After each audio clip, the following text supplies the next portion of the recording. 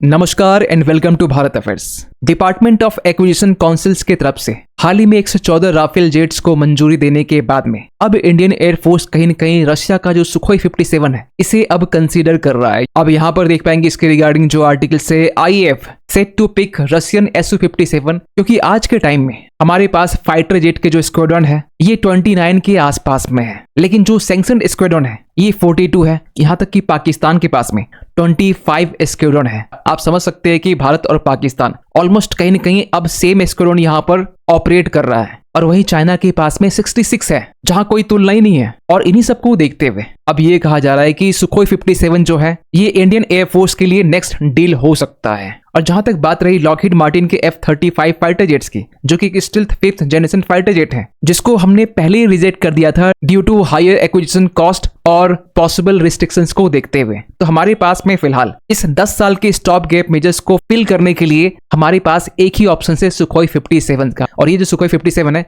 ये अब front runner में है। सो इस वीडियो में बेसिकली हम लोग बात करने वाले कि यहाँ पर इंडियन एयरफोर्स की तरफ से सुखोई 57 को क्यों इवेल्युएट किया जा रहा है, जबकि सुखोई 57 को लेकर 2018 के टाइम में भारत इससे एग्जिट हो चुका था। और साथ ही साथ ये भी समझने वाले कि अगर भारत सुखोई 57 को कंसीडर करता है तो भारत का जो आम का प्रोग्राम है ये कैसे इम्पैक्ट हो सकता है। सो हाल ही में रशिया का जो सुखोई 57 है इसको लेकर काफी रिपोर्ट्स ये बता रहे हैं कि इंडियन एयरफोर्स अब रशिया के सुखोई 57 को कहीं न कहीं यहाँ पर इवेल्युएट कर रही है, जहां ये कहा जा रहा है कि भारत रशिया से 36 से लेकर 40 सुखोई फाइटर जेट्स को यहाँ पर परचेज कर सकता है 7 से 8 बिलियन डॉलर की लागत में। जहां आज से कुछ दिन पहले DAC की तरफ से डिपार्टमेंट ऑफ एक्विजिशन काउंसिल्स की तरफ से 114 राफेल जेट्स को यहाँ पर परचेज करने को लेकर हरी झंडी दी गई, जिसको लेकर हम लोग पहले ही बात कर चुके हैं। जहां 114 राफेल जेट्स में से 90 फाइटर जेट्स हम लोग इंडिया में ही मैन्युफैक्चर करने वाले हैं, और इसमें सबसे खास बात यह है कि 50% जो कंटेंट है ये इंडिजिनस रहने वाला है। और अब राफेल डील के बाद में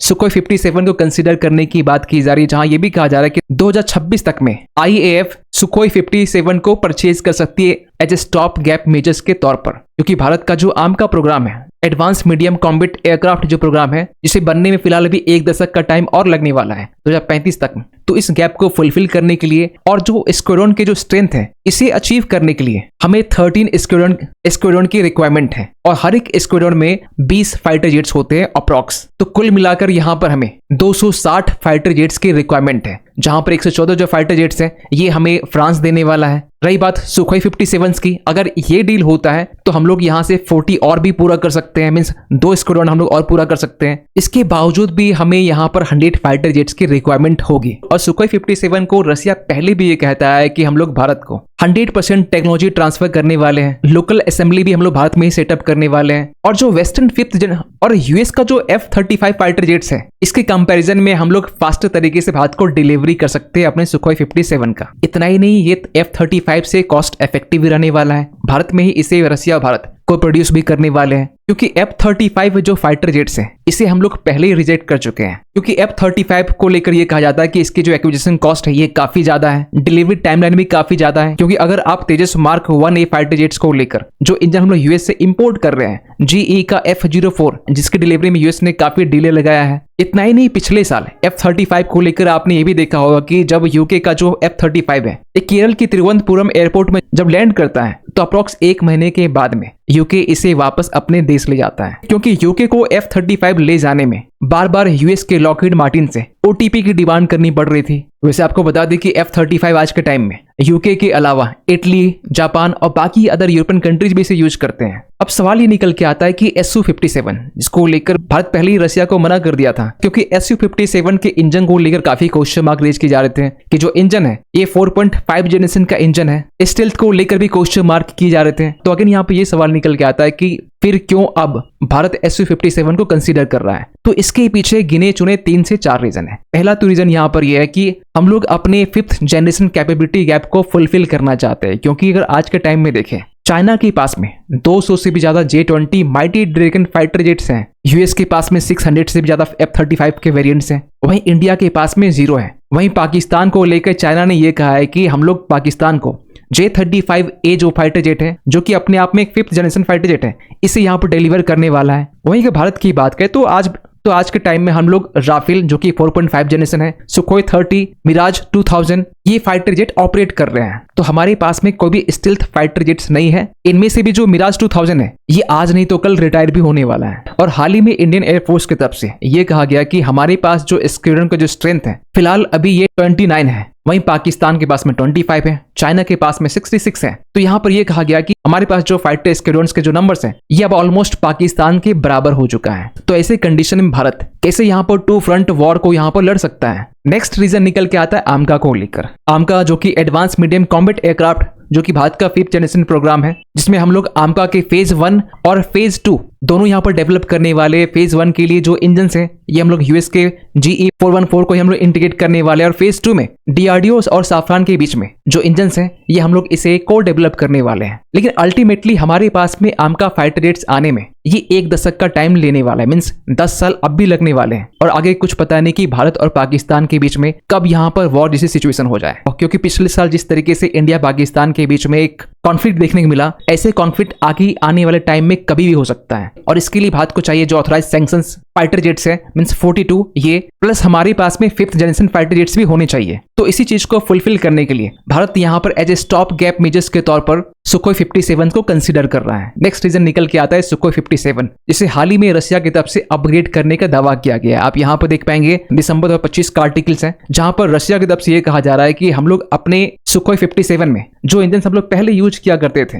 इसे अब रिप्लेस कर दिया गया है IDLI 177 इंजन से, जिसे रशिया दिसंबर के टाइम में यहाँ पर फ्लाइट टेस्ट कर चुका है। और इसी महीने रशिया की तरफ से ये अनवील किया गया कि हम लोग सुखोई 57 का एक इनहेंस्ड वर्जन यहाँ पर लेके आने वाले हैं, जिसको लेकर ये भी कहा गया कि हम लोग ये जो सुखोई 57 है ये हम लोग भारत को ऑफर करते हैं, जहां पर TOT के साथ साथ जो को प्रोडक्शन है ये हम लोग भारत के साथ मिलकर करने वाले। इतना ही नहीं, यहाँ पर इस सुखोई 57 फाइटर जेट्स में S-70 जो स्टील्थ ड्रोन्स है इसे भी इंटीग्रेट किया जा सकता है। फिर अगेन सवाल निकल के आता है कि रशिया भारत को ये ऑफर क्यों दे रहा है। रशिया को ये बात मालूम है कि भारत एक रिलायबल पार्टनर शुरुआत से रहा है, और रशिया ने इसके पहले भी ये कहा है कि अगर भारत चाहे तो सुखोई 57 में अपने वेपन्स, चाहे इस तरह मार्क 2 हो या फिर 3 हो, रुद्रम हो या फिर 100 हो, स्मार्ट एंटी एयरफील्ड वेपन्स इसे भी इंटीग्रेट कर सकता है। जो इंडियन मिशन कंप्यूटर्स हैं, जो एविनिक्स हैं, इसे भी इंटीग्रेट कर सकता है। इलेक्ट्रॉनिक वॉरफेयर सूट्स को भी इंटीग्रेट कर सकता है, जो इंडिजियस तरीके से हम लोग डेवलप किए हैं। और भारत एक टाइम में रशिया का सबसे बड़ा डिफेंस इंपोर्टर हुआ करता था, और आज के टाइम में रशिया का जो S-400 डिफेंस सिस्टम्स है ये भारत के लिए एक कवच का काम करता है। वहीं अगर ब्रह्मोस की बात करें तो जहां पर भारत और रशिया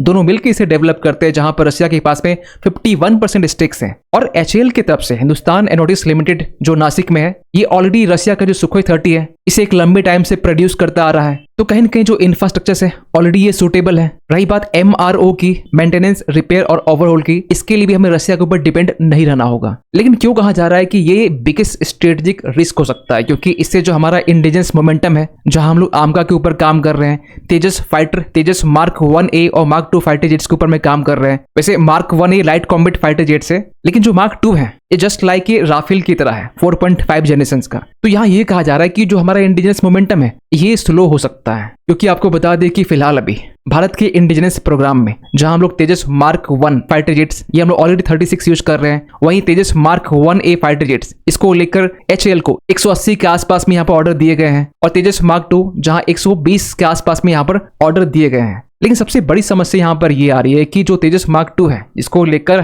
पिछले महीने DRDO के जो चीफ है इन्होंने ये कंफर्म किया कि जून और जुलाई के टाइम में तेजस मार्क 2 का पहला फ्लाइट हमें देखने को मिलेगा। लेकिन इस चीज को यहाँ पर काउंटर करते हुए जो HAL के जो चेयरमैन है DK सुनील, इन्होंने 28 जनवरी के दिन में अपने एक इंटरव्यू में ये कहा कि जो तेजस मार्क 2 फाइटर जेट्स है, जो मीडियम कॉम्बैट एयरक्राफ्ट है, ये स्टिल प्रोटोटाइप स्टेज में है, जो फ्यूजलेज है ये अंडर कंस्ट्रक्शन है। तो उन्होंने यहाँ पर ये कहा कि जो फर्स्ट फ्लाइट है ये 2027 के फर्स्ट क्वार्टर में हमें देखने को मिल सकता है। और सबसे इंपॉर्टेंट यहाँ पर ये कि जो तेजस मार्क 2 फाइटर जेट है जिसमें हम लोग यूएस का ही GE F414 इंजन को यूज कर रहे हैं, इसकी डिलीवरी को लेकर तो कोई अपडेट है नहीं, क्योंकि फिलहाल अभी HAL जो है ये तेजस मार्क 1A फाइटर जेट्स इसी के इंजन की डिलीवरी यहाँ पर ले रहा है, जहां पर अब तक यूएस की तरफ से 5 इंजन यहाँ पर डिलीवर किए गए हैं। वैसे यहाँ पर यूएस की तरफ से ये कहा गया है कि हम लोग अप्रैल 2026 तक में 16 इंजन और डिलीवर कर देंगे। और रही बात आमका के बजट को लेकर, इस बार के डिफेंस बजट में ऐसा पहली बार देखने को मिला है कि जहां डिफेंस एक्सपेंडिचर 22% तक यहाँ पर रखा गया है, जहां ऑलरेडी हम लोग राफेल को लेकर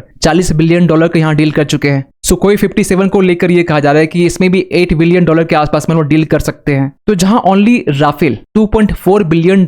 अकेले ये कंज्यूम करने वाला है, वहीं जो सुखोई 57 है ये 1 बिलियन के आसपास में अकेला कंज्यूम करने वाला है। तो हमारे पास में आमका की R&D को लेकर जो फंड है ये कम बढ़ सकते हैं या फिर ये स्टैग्नेट हो सकता है। और अगर आमका के R&D में यहाँ पे पैसे कम बढ़ते हैं तो इससे हमारा जो इंडिजिनस मोमेंटम है, जहां हम लोग आमका का निर्माण करने वाले हैं, ये काफी हद तक स्लो हो सकता है। इसमें ये भी कह सकते हैं कि once fighter design skill stagnate, revival is nearly impossible. क्योंकि कावेरी को लेकर तो यही हुआ ना, आज से 30 साल पहले जो इंजन को हम लोग डेवलप करना स्टार्ट किए, जिस थ्रस्ट के इंजन की रिक्वायरमेंट थी, हम लोग उस थ्रस्ट के इंजन को यहाँ पर डेवलप नहीं कर पाए। अल्टीमेटली एक लंबे टाइम के बाद में यूएस से हम लोग इंजन को लेकर डील करते हैं, चाहे तेजस मार्क 1A फाइटर जेट्स हो, मार्क 2 हो, या फिर आमका का फेज 1 हो। सो ऐसे कंडीशन में जहां पर हमें अपने स्क्वाड्रन के जो नंबर्स हैं ये भी फुलफिल करने हैं, 5th जनरेशन फाइटर जेट्स भी चाहिए, तो एक ही ऑप्शन निकल के आता है कि जो डिफेंस बजट है इसके परसेंटेज को हमें और भी यहाँ पर बढ़ाने की नीड है, क्योंकि ये सब कुछ जो है ना ये हम लोग लिमिटेड टाइम में करना चाह रहे हैं। खैर, आपके सोचते अपडेट को लेकर कमेंट कीजिएगा। मिलते किसी अगली वीडियो में, तब तक के लिए थैंक यू सो मच।